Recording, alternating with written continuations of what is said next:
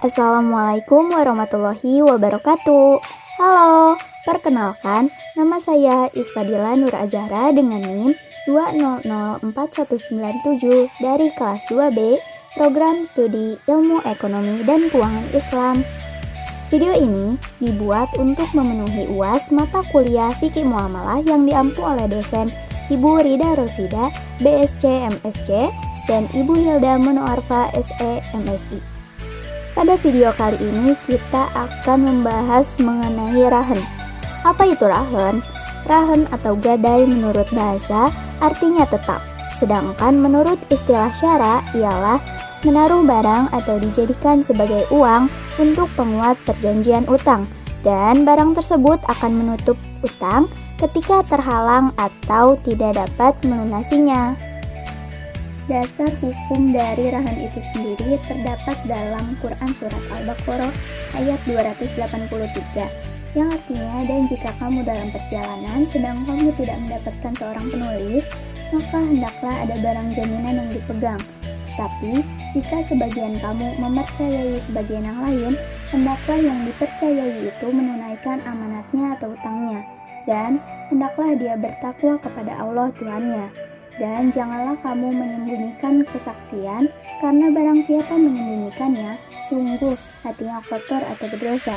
Allah Maha mengetahui apa yang kamu kerjakan.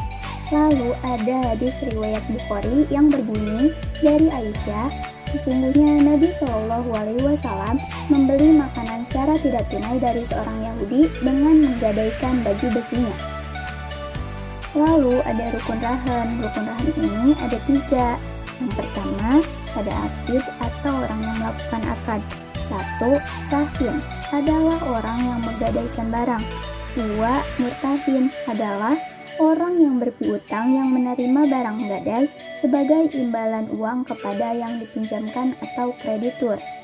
Yang kedua, ada ma'qud alaih atau yang diakadkan. 1.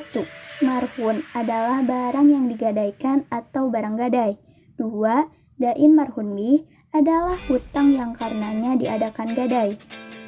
Rukun yang ketiga ada sigot atau akad gadai. Sigot ini harus ada 3. Yang pertama, orang yang menggadaikan. Yang kedua, akad gadai. Yang ketiga, barang yang digadaikan. Yang selanjutnya ada syarat rahen.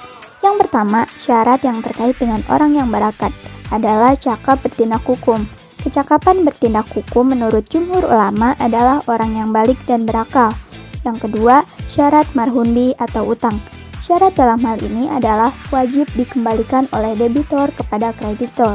Utang dapat dilunasi dengan agunan tersebut, dan utang itu harus jelas dan tertentu. Yang ketiga, syarat marhun atau agunan. Harus dapat dijual dan nilainya seimbang dengan besar utang, harus jelas dan merupakan harta yang utuh. Yang keempat, dalam akad itu, arahan tidak boleh dikaitkan dengan syarat tertentu atau dikaitkan dengan masa yang akan datang, karena akad arahan sama dengan akad jual beli. Kemudian ada contoh kasus dari rahen.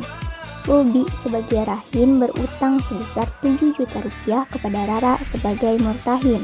Bobi lantas menyerahkan laptop yang dapat dijadikan jaminan untuk melunasi utangnya kepada Rara. Berakhirnya akad rahen. Yang pertama disebabkan oleh barang telah diserahkan kembali kepada pemiliknya. Yang kedua, rahin membayar utangnya. Yang ketiga, dijual dengan perintah hakim atas perintah rahin. Yang keempat, pembebasan utang dengan cara apapun meskipun tidak ada persetujuan dari pihak rahin. Sekian yang bisa saya sampaikan. Mohon maaf apabila ada kesalahan. Terima kasih. Wassalamualaikum warahmatullahi wabarakatuh. Sampai jumpa lagi.